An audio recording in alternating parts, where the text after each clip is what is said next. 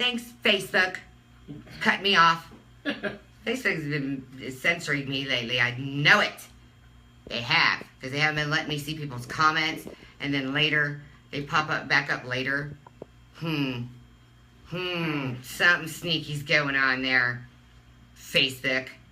Sneaky. Or it could be just somebody watching you and doesn't like you. Sneaky stuff. Oh, what are you talking about? Everybody loves me. I forgot to laugh. Tell them, people. Tell them. Hold on. Tell him. I'll give you the laugh here. Tell him. What's the laugh here? Listening for me. There's a laugh right Not him.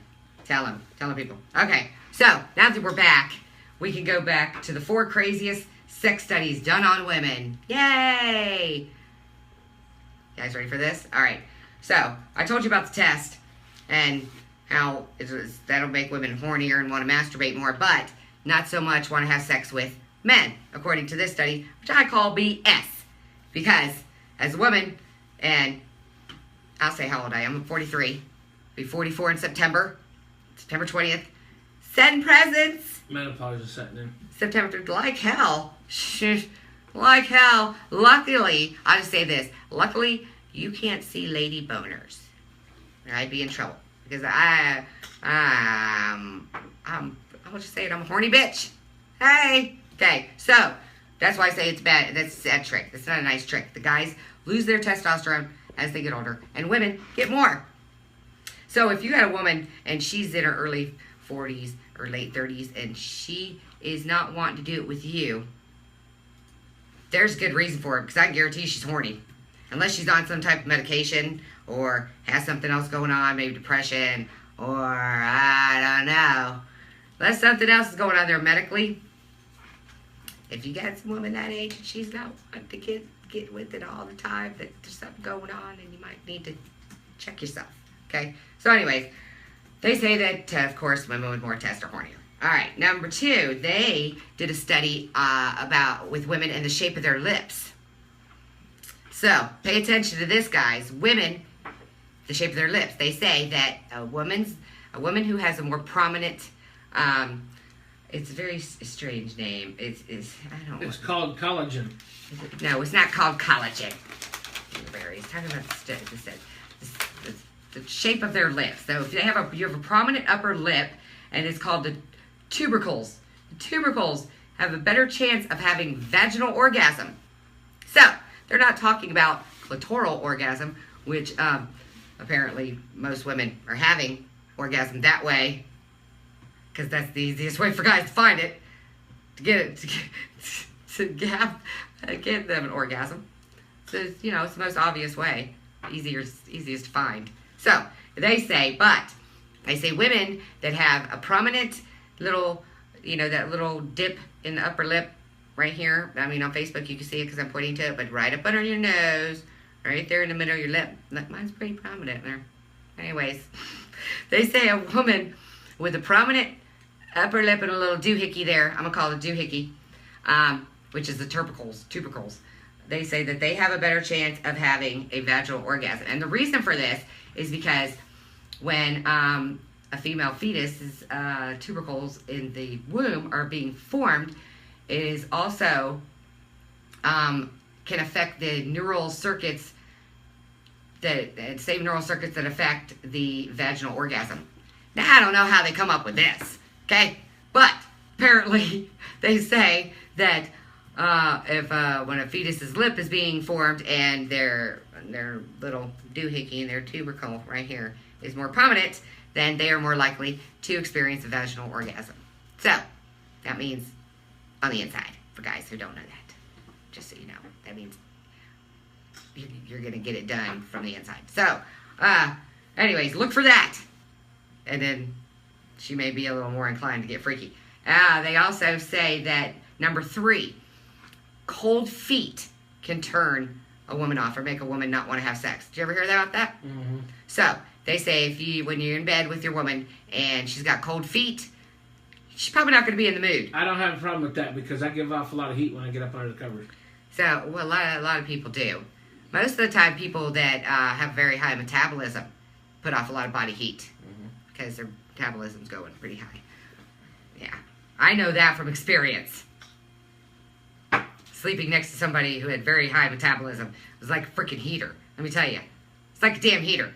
I have to sleep with the fan on, but this, like, I had to make it even cooler in there because it was ridiculous sleeping with somebody like that. And then I have a high metabolism, so I'm hot all the time too. Usually my hands are. When I would go get my nails done, they'd say, "Oh, you sick? You sick?" And put their mask on even more. You believe that? I'd be like, "No, I'm not sick. I just have warm hands." But anyways, they say if your woman has cold feet, try slipping some socks on her. That could put her in the mood. Make her want to get a little freaky, because they say that the same a real man will massage her feet and rub her feet for her to warm it up, not put socks on them. Well, you know what? Some ladies might not like that because it could be very ticklish. Well, you just got to do it right, not tickle them. It could be very ticklish. But anyways, they say that warm up the feet in whatever manner you want. Warm their feet up, and that they're more inclined to be in the mood, because they say that if your feet are cold, that is connected with the same senses to fear, anxiety, and it signals danger. How about that? I don't know what you're doing with that thing over there. He's got a selfie stick that he bought, and now he's beating the table with it. I don't know what's going on. See? At a pause. Right there.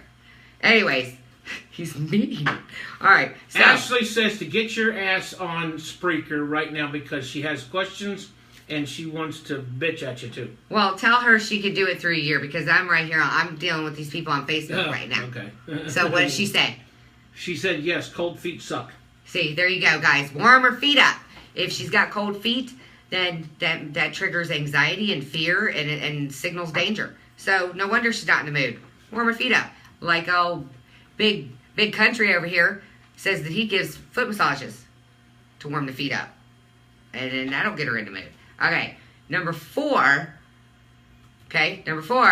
is they say that a way a woman walks is related to whether or not she could have vaginal orgasm, whether she can reach vaginal orgasm. Well, they say that a woman with an energetic, upbeat, fluid stride, they are more likely to experience vaginal orgasm. Again, with vaginal orgasm, guys, pay attention. See? Because I guess women are tired of you doing the obvious. All right? There's actually 3 different ways that you can give a woman an orgasm. But we won't go into that tonight. We will not go into that tonight. And so if they call it, if you can get a woman to do it, to orgasm, all 3 ways in one sexual encounter, they call that a hat trick. No, I'm just making that shit up right now. I thought it was called around the world. What? Around the world? You're talking about around the world. That's not what around the world is. Oh, okay. Anyways, that's not what I heard. I'm going to call it a hat trick because I like hockey. So anyways, that's what I'm going to call it. All right. So they say that a woman who, like I said, walks with a very fluid stride, confidence, energetic and upbeat, is more likely to have a vaginal orgasm. And that it's because the pelvic muscles aren't being blocked. So, yoga, stretching, stretch those pelvic muscles. Ladies, stretch it out. Do some Pilates and some yoga and stretch a little bit before sex. Hey, probably make it more fun. Get your walk on. And call it a walk and orgasm. Have walk and orgasm. Get your ass out there and walk. Stretch out them legs, them hips. Get you a more fluid stride. Stretch out them hips. Seriously, that's what they say. They say that you stretch out them pelvic muscles, that you're more likely to have satisfying sex in the end. So just a few tips there, ladies. Take the yoga class. Get you a little stretchy on in the morning or at night. It might help. Never know. Guys could do the same too. I really think stretching and a little bit of yoga is good for everybody. Meditation also. Flexibility is awesome. Guys have been doing Kidding? it for years. Flexibility is awesome. Bendy. Get bendy, people. Get flexy. Get bendy. It's fun. And have more fun. Do more stuff in different places. In different places. In harder places. Jeez. Hey, if you're into that, spice it up a little bit. Just don't get caught. That's never fun. Don't get caught. That's Get caught embarrassing. doing what? getting freaky somewhere, spicing it up. Just don't get caught. Oh, you mean that's like embarrassing? On the beach or in the woods? And then what if they come up with like, oh, they don't have cops anymore, do they? Do they film cops anymore? I don't think they do. Luckily. Ashley said accept her friend request so she can watch the video. Accept her friend request. So she can watch the video. It's public. It should be public. She can't comment on it. Where's she at? Let's see. Ashley. Do I want to? She's a friend of yours. I should tell her to. All right. I'm going to do it. Beyond my better judgment. I'm kidding. Ashley, I don't know you. You're probably a really cool person. But if you're friends with Big Country over here, I might question you a little bit. Your sanity. Who's asking about it? Somebody's asking about clitoral, vaginal. We were talking about vaginal orgasms. So, all of that, everything that I was referencing there had to do with vaginal orgasms, not clitoral. That's a whole nother thing. So, anyways, the last thing that we're going to talk about tonight, before I go into no sugar added, is 7 signs she'll be good in bed. Here you go, guys. This is where you need to pay attention. You only need one. If she gets in bed with you, then that's a plus. No, if she's good in bed. Not if she's easy. Oh. I didn't say easy. Oh. If she's good in bed. There's nothing to do with being easy. There's plenty of sluts out there, I'm sure, that are not good in bed. Sorry, girls. Gotta call you out. Okay? Oh, so now you're calling the girls out after you've been bashing the guys for the last... I don't bash nobody. Hour and You're a talking half. about bashing. Have I bashed any men out there at all? No. You're crazy. You are crazy. I'm helping them. I'm giving them tips. I love men. I love men. You're nuts. He's the only one who thinks that I've been bashing anybody. It's because I don't agree with him. And I'm not going to agree with that. That's for damn sure. I'm not going to agree with his opinion on most of the things we talked about tonight. There's a couple things I agreed with. Like the whole... And then he tried to tell me that I was wrong and then turned around and proved my point. Thank you, sir. About the whole testosterone thing and the pheromone perfume. And let's see what else did you help me out with tonight. Here, remember. There's a few things. So, anyways, 7 signs she'll be good in bed. So these are 7 things that